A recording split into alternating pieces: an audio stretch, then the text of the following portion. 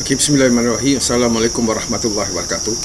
Apa khabar pelajar? Kita jumpa lagi. Kali ini saya akan teruskan dengan tema 4, nasionalisme dan pembentukan negara bangsa.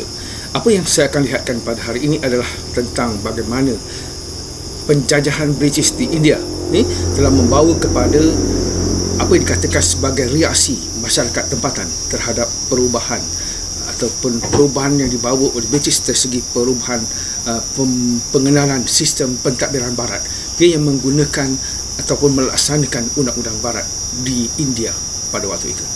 Jadi perluasan kuasa British di India ini telah menyebabkan timbulnya ataupun berlakunya apa yang dipanggil sebagai kebangkitan semangat nasionalisme ini sebagai tindak balas kepada perubahan pentadbiran yang dibawa oleh British pada waktu itu. Okey, ini ada dikenali sebagai reaksi ataupun tindak balas yang berlaku yang akibat daripada perubahan yang dibawa oleh British di India yang mengubah dari segi politik, ekonomi dan juga sosial di negara India pada abad ke-19 sehinggalah kemerdekaan India nanti. Okey, mari sama-sama kita melihat secara terperinci apa yang dikatakan sebagai nasionalisme dan pembentukan negara bangsa akibat daripada penjajahan British di India.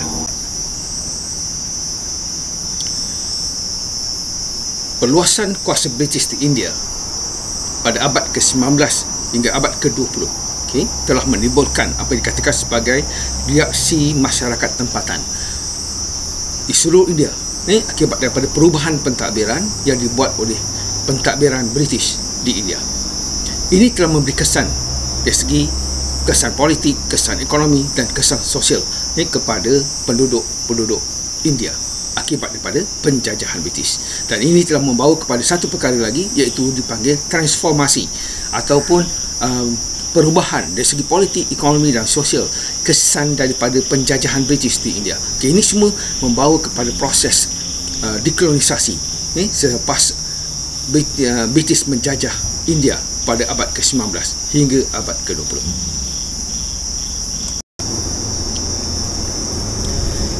Perluasan kuasa British di India boleh dibagi kepada 3 peringkat, iaitu tahap persinggahan, tahap penempatan melalui perdagangan dan yang ketiga tahap penempatan secara politik. Bentuk dan corak kemasukan kuasa barat di Asia dan India banyak bergantung kepada perkembangan pengaruh kuasa-kuasa barat di Eropah.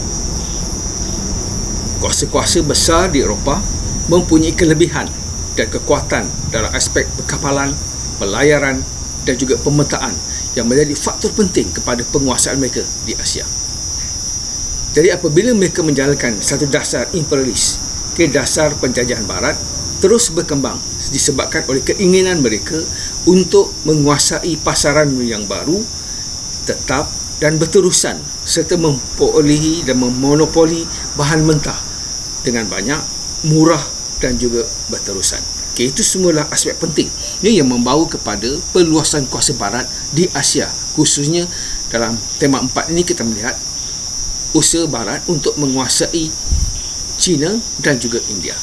Jadi semua ini dapat dikuasai melalui kuasa maritim, melalui aktiviti penjelajahan, penerokaan dan imperialisme yang diusahakan oleh kuasa-kuasa barat pada waktu itu. Ini bermula dengan penemuan jalan laut oleh Portugal, Sepanyol, kemudiannya diikuti oleh negara-negara barat yang lain dan akhirnya British sampai di Calicut India dan menguasai India dan mulalah proses pengilahan ataupun proses perluasan kuasa British melalui syarikat India Timur Inggeris pada awalnya dan kemudian diambil alih oleh syarikat ataupun kerajaan British selepas berlakunya peristiwa dahagi pada tahun 1857. Penguasaan Inggeris di India dapat dibagikan kepada beberapa tahap.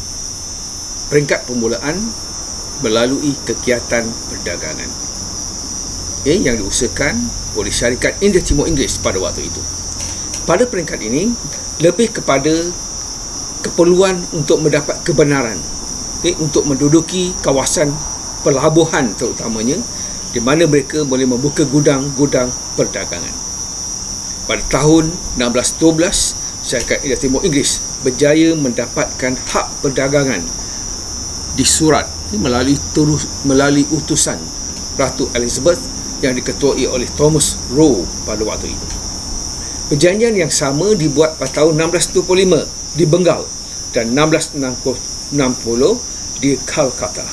Jadi, melalui perjanjian ini membolehkan British membuka penempatan ataupun koloni di pelabuhan-pelabuhan utama bagi memulakan perdagangan antara British dengan India pada waktu itu. Pada tahap ini juga, pihak British hanya menumpu kepada usaha untuk menjalinkan hubungan dengan pemerintah India demi mendapatkan hak perdagangan dan juga membolehkan mereka mengakses kepada bahan mentah yang banyak boleh diperolehi di India pada waktu itu. Usaha ini dibuat melalui syarikat India Timur Inggeris yang tertakluk kepada akta yang telah diluluskan di Britain yang hanya membenarkan mereka berniaga tetapi tidak terlibat secara langsung dalam politik ataupun perluasan wilayah ataupun kuasa di India. Mereka hanya dibenarkan untuk berdagang, mewakili kerajaan British pada waktu itu untuk berdagang dengan pedagang-pedagang di India. Selain itu, pemerintah India pada era Mongol berada dalam era pemantapan dan banyak kemajuan yang telah dicapai oleh kerajaan tempatan pada waktu itu. Jadi, jaminan keselamatan dan perlindungan terhadap urusan perdagangan pada waktu itu lebih diutamakan daripada campur tangan politik, khususnya campur tangan British ke atas wilayah-wilayah pemerintahan tempatan di India. Jadi pada tahap ini, pihak syarikat India Timur Inggeris merasakan mereka tidak dapat menandingi pentadbiran yang telah dijalankan oleh pemerintahan Islam di India pada waktu itu. Ini adalah latar belakang awal berusaha British untuk meletakkan kuasanya di India, khususnya pada awal abad ke-18. Peringkat kedua, usaha Imperialis Barat, khususnya British, meletakkan dan meluaskan kuasanya di India bermula dari tahun 1757 hingga 1857. Pada peringkat ini, syarikat India Timur Inggeris mula campur tangan dalam politik India. Perluasan kawasan penempatan bukan hanya lagi bertumpu di kawasan-kawasan pelabuhan utama, tetapi kawasan-kawasan di pedalaman. Kalau kita lihat pada waktu ini, British telah terlibat dalam beberapa siri pertempuran dengan pemerintah setempat, sama ada Islam ataupun kerajaan-kerajaan Hindu. Daripada tahun 1757 misalnya, berlaku pertempuran Plassey di antara pemerintah tempatan Sirajau Daulah dengan syarikat India Timur Inggeris. Jadi kemenangan syarikat India Timur Inggeris dalam pertempuran itu membolehkan penguasaan ke atas wilayah Bengal. Wilayah Bengal ini adalah satu wilayah penting di India. Sangat penting. Kali dengan pelbagai hasil bumi, dan kita lihat kebanyakan kebangkitan nasionalisme juga bermula di Bengal. Pada tahun 1764 pula berlaku pertempuran besar di wilayah Bihar yang juga akhirnya dikuasai oleh kerajaan British.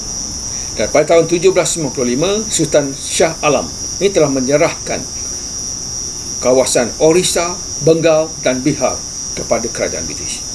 Jadi sebagai balasan, wilayah-wilayah tersebut akan mendapat perlindungan dan wang sagu hati daripada kerajaan British. Ini peringkat kedua bermulanya perluasan kuasa British di India.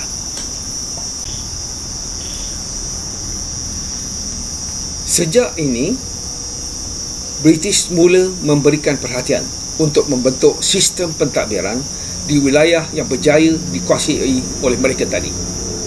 Namun pada tahap ini, syarikat India Timur Inggeris lebih memberi keutamaan kepada pentadbiran tempatan untuk meneruskan pemerintahannya, dan British hanya memantau perjalanan pentadbiran tersebut, dan mereka mula menggunakan undang-undang ataupun sistem pentadbiran barat.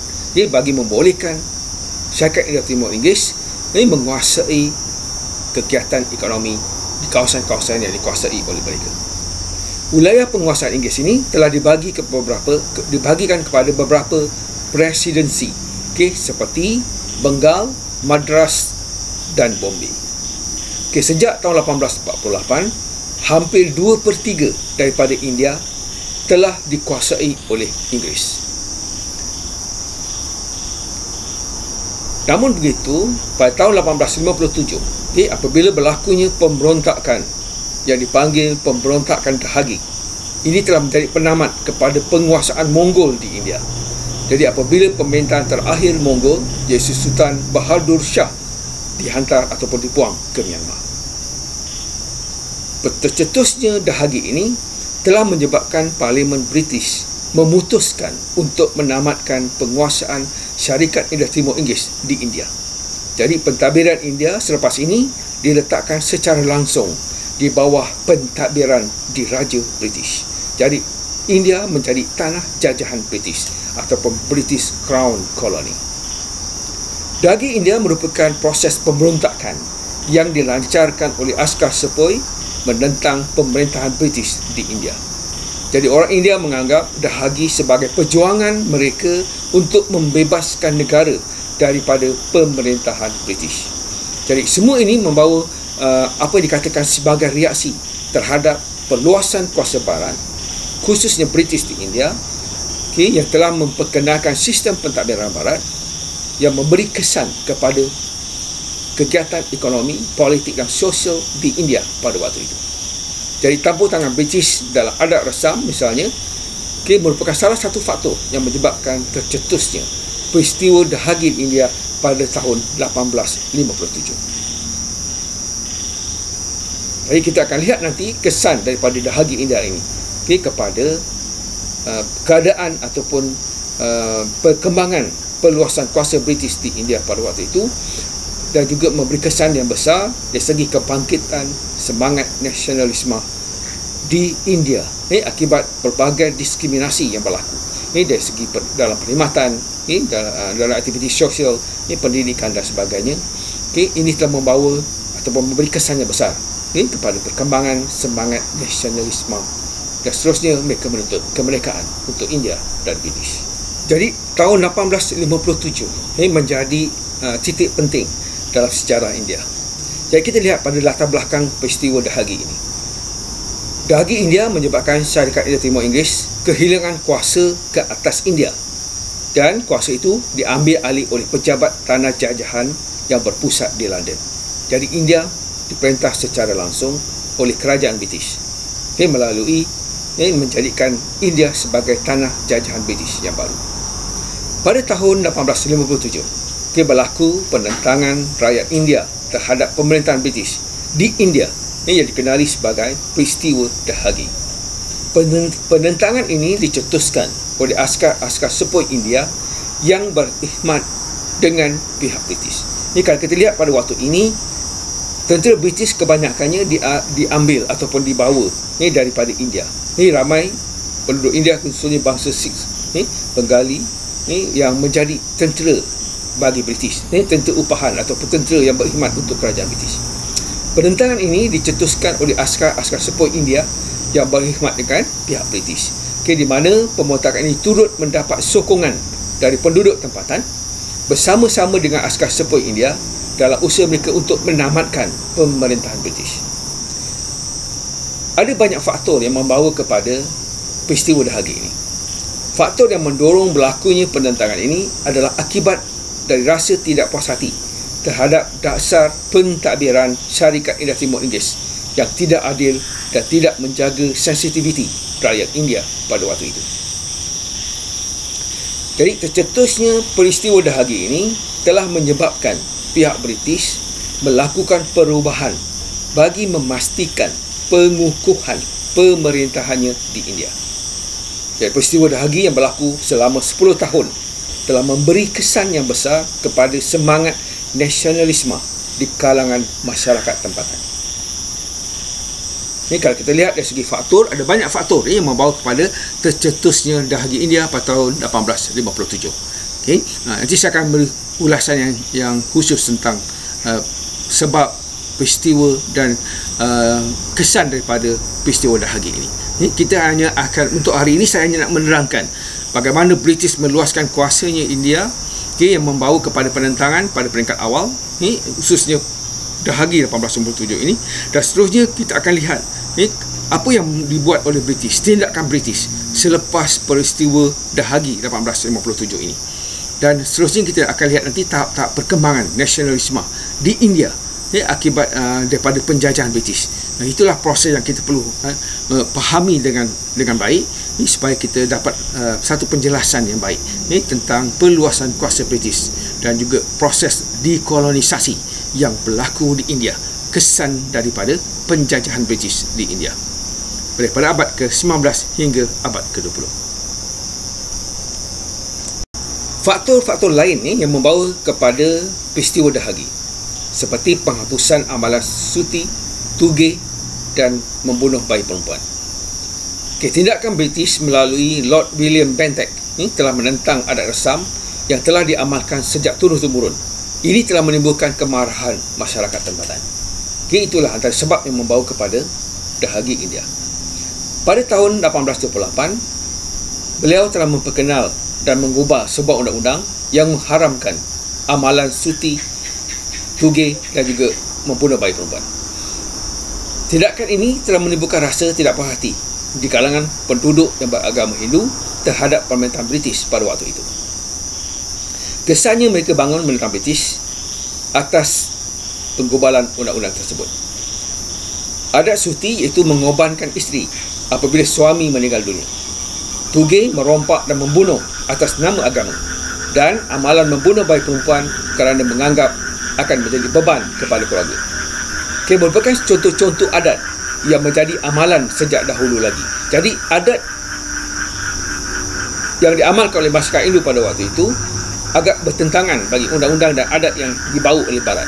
Bagi Barat menganggap undang-undang ini adalah sesuatu yang ketinggalan, yang tidak bersesuaian dengan Barat. Jadi tindakan British yang dianggap tergesa-gesa untuk melakukan perubahan memang telah menaikkan kemarahan penduduk tempatan pada waktu itu. Ini antara faktor penting yang membangkitkan semangat masyarakat Hindu di India pada waktu itu untuk menentang British. Selain daripada itu, dasar pengilhalkan ataupun dasar perluasan kuasa yang dibuat oleh Lord Dalhousie, iaitu Governor ataupun Suruhanjaya British ataupun Governor General British pada waktu itu, dalam usahanya memperluaskan kuasa British di India. Dasar pengilhalkan ini diperkenalkan oleh Lord Dalhousie, iaitu British boleh merampas hak dan kedaulatan pemerintah tempatan dengan pengilhalkan wilayah-wilayah yang ditadbir oleh mereka. Dasar pengilhalkan ini dilaksanakan berdasarkan 3 peraturan, iaitu Undang-Undang Lesap Waris, Hak Menakluk Kuasa Agung dan Salah Tadbir Tempatan. Jadi Dalhousie menggunakan ketiga-tiga undang-undang ini untuk memaksa kerajaan tempatan menyerahkan kedaulatan mereka kepada British. Jadi tindakan British ni telah menjejaskan maruah pemerintah tempatan hingga menyebabkan mereka sama-sama menyertai penentangan terhadap British. Antara kawasan yang telah dirampas ialah Punjab, Karnatik, Tanjore, Jhansi, Bhagat, Jaipur, Kut dan Sambalpur. Contoh kehilangan wilayah dan kuasa pentadbiran ini telah menaikkan kemarahan golongan pemerintah sehingga mereka dipanggil ataupun terpanggil untuk menyertai dahagi ini. Peristiwa ataupun dasar pengilhalkan yang dibuat oleh Lord Dalhousie ini telah menjejaskan maruah pemimpin tempatan sehingga putera-putera raja turut menentang British seperti Nana Sahib, Nawab dan juga Raja Tanjore. Ini telah menyemarakkan lagi penentangan terhadap syarikat India Timur Inggeris di India.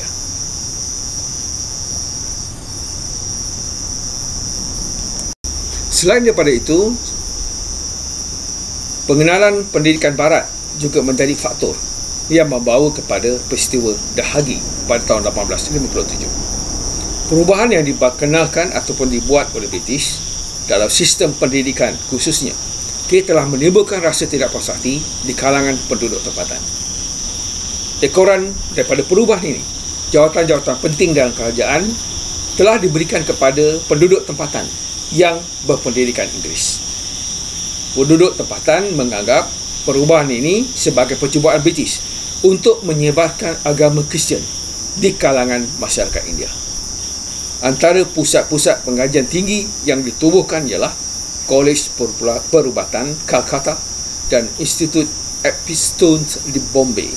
Jadi tindakan diskriminasi dengan niat yang terselindung ini menyebabkan penduduk India tidak berpuas hati dengan tindakan British. Ini mereka merasakan bahawa pengenalan pendidikan British, dan British hanya menerima mereka yang lulusan daripada sekolah-sekolah Inggeris ini untuk mendapat tempat dalam perkhidmatan awam ataupun bekerja dengan pegawai-pegawai British dalam syarikat-syarikat ataupun dalam pentadbiran awam di India pada waktu itu.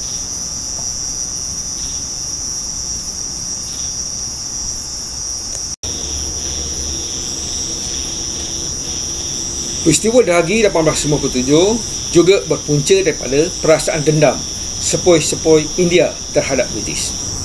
Perasaan dendam tentera sepoi India ini daripada kasta Brahmin dan Rajput yang berkastah tinggi juga menjadi sebab penentangan. Tindakan British menghantar mereka keluar negara dianggap mencemar kedudukan mereka.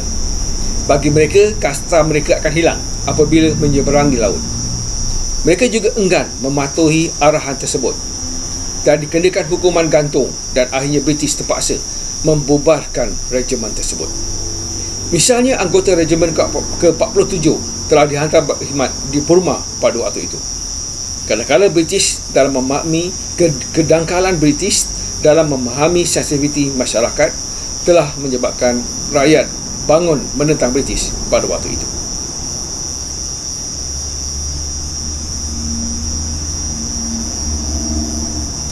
Satu lagi perkara penting yang membawa kepada tercetusnya Dahagi pada tahun 1857 ialah isu senapang Rifle Royal Enfield.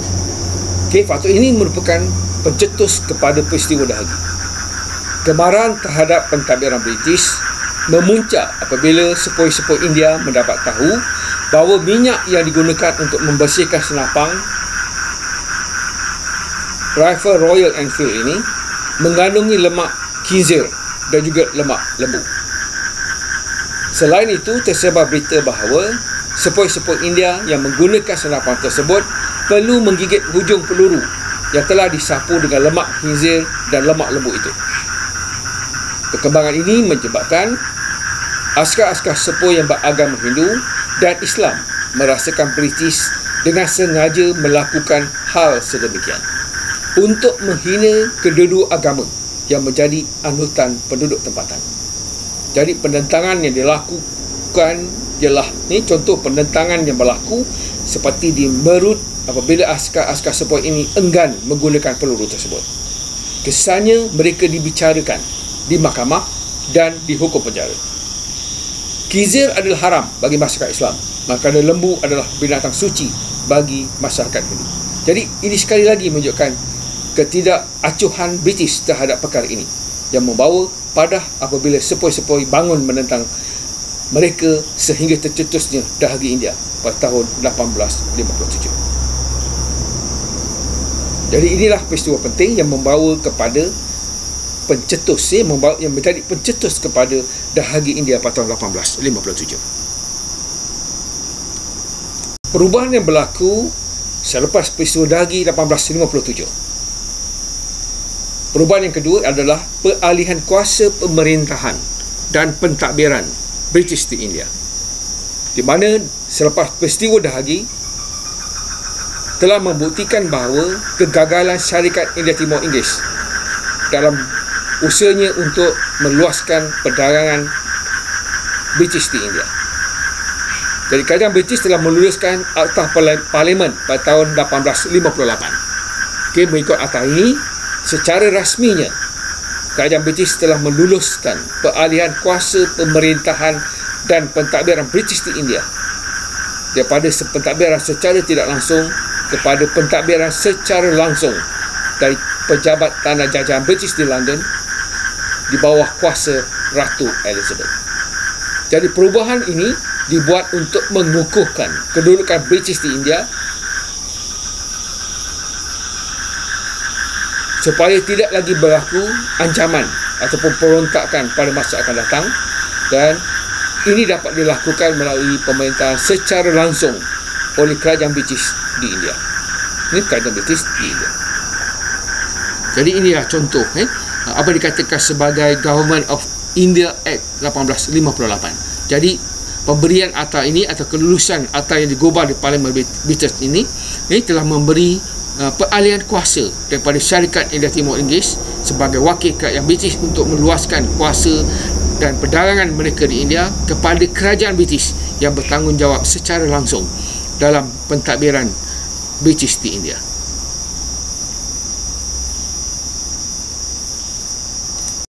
Selepas peristiwa Dahagi 1897, perubahan yang ketiga berlaku adalah dari segi dasar perluasan wilayah yang sebelum ini diamalkan oleh Syarikat India Timur Inggeris telah ditamatkan. Tindakan Syarikat India Timur Inggeris di bawah Lord Dalhousie yang begitu gairah menjalankan dasar perluasan kuasa dilihat sebagai sebab utama yang membawa kepada kebangkitan rakyat India menentang British. Lord Dalhousie telah bertindak secara keras dan tegas terhadap pemerintahan wilayah dengan merampas kuasa ke atas wilayah tersebut daripada pemerintah tempatan.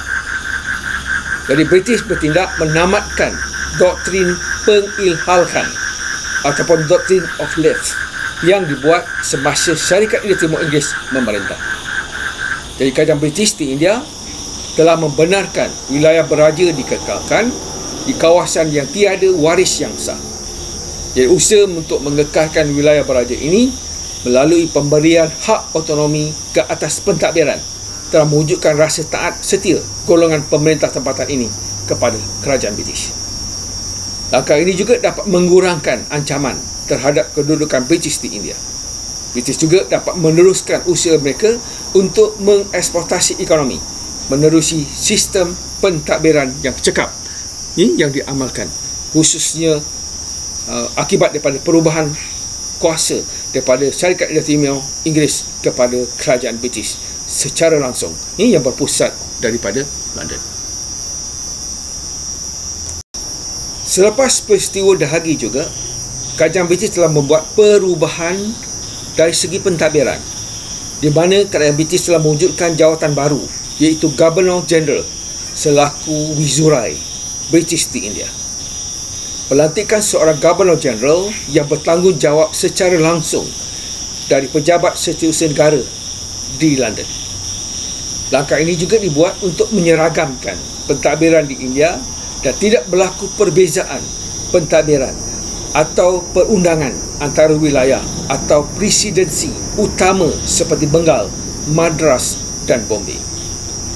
Jadi penyeragaman ini bagi memudahkan pentadbiran British di India dari segi bidang kuasa dan juga dari segi pelaksanaan dasar-dasar yang lebih seragam di seluruh India.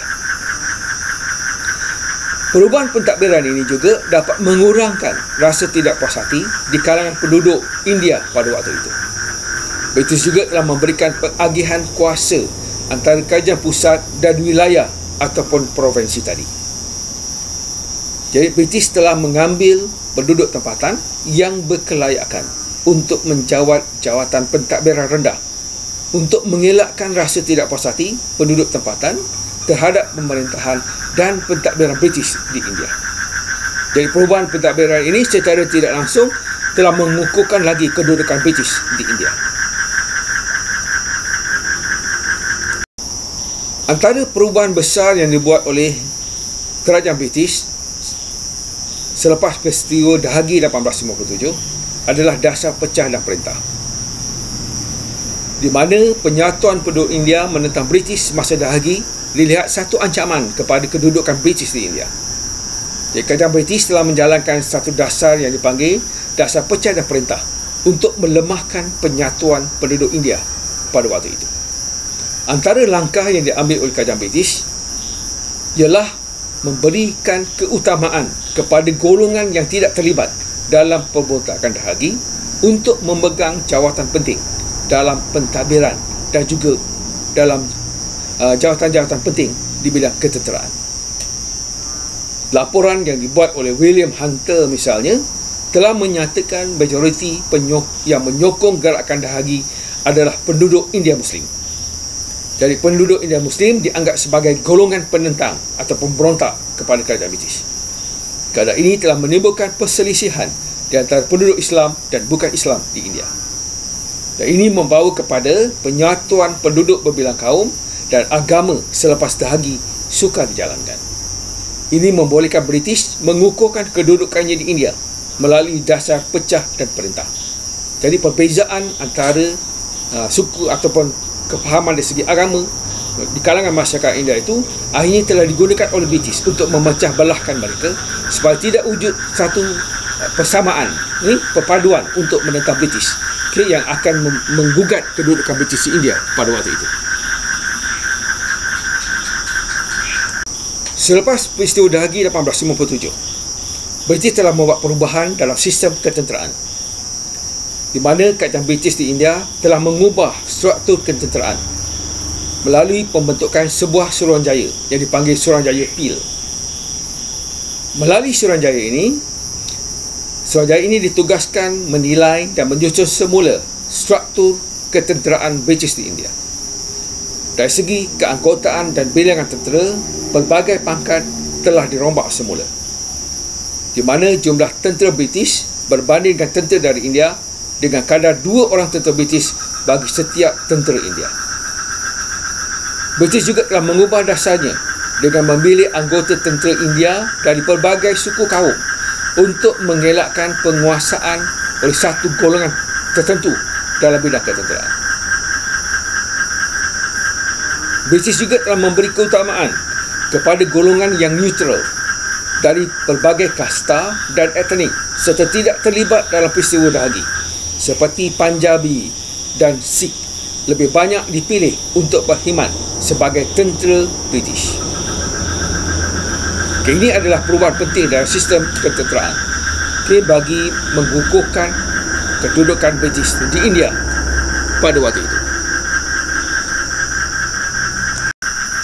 Perubahan terakhir yang berlaku akibat daripada peristiwa dahagi 1897 adalah dari segi sistem tanah yang baru telah diperkenalkan oleh British.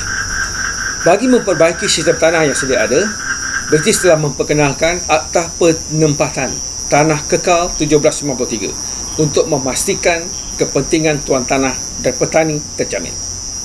Dalam sistem ataupun akta tanah sedia ada ini, sistem pengutipan cukai tanah yang lebih baik dan sistematik telah diperkenalkan.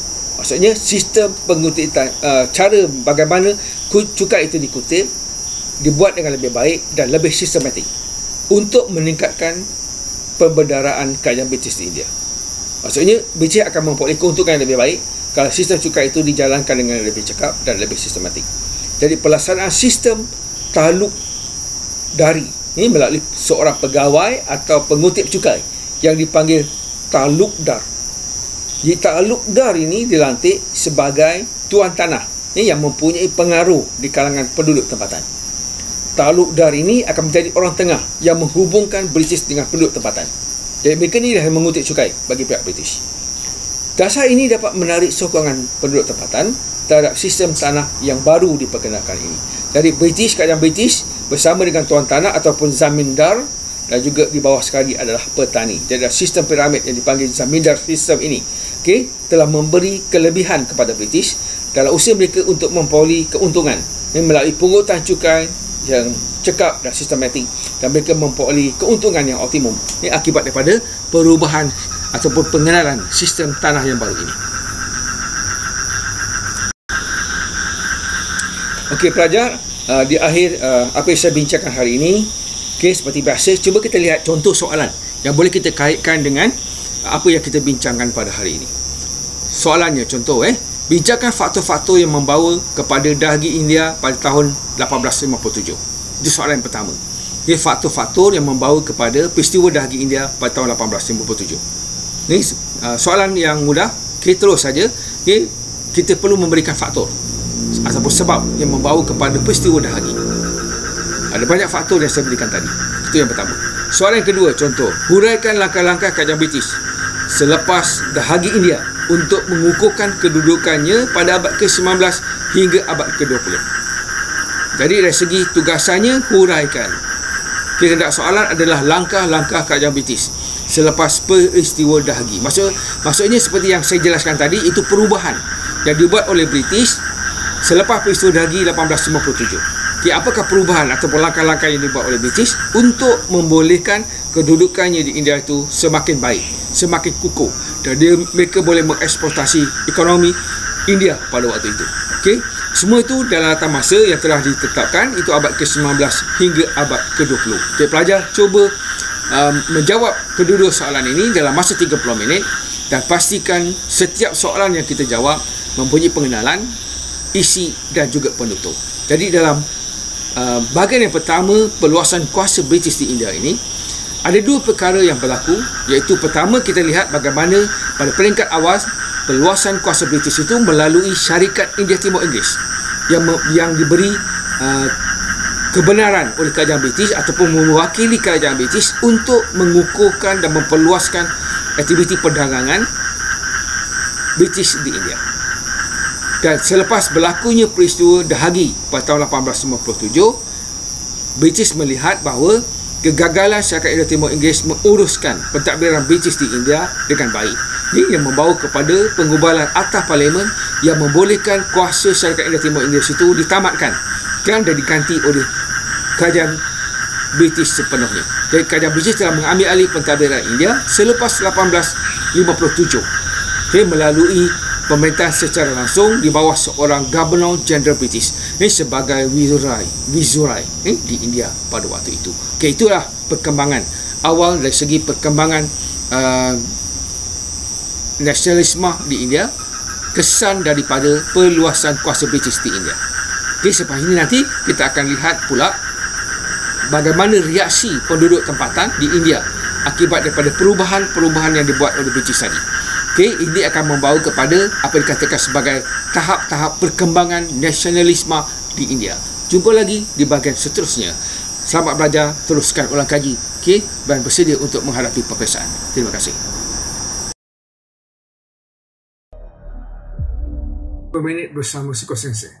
Hari ini kita akan berbincangkan tentang transformasi masyarakat dari segi ekonomi. Perkara penting yang berlaku apabila British meletakkan kuasanya di tanah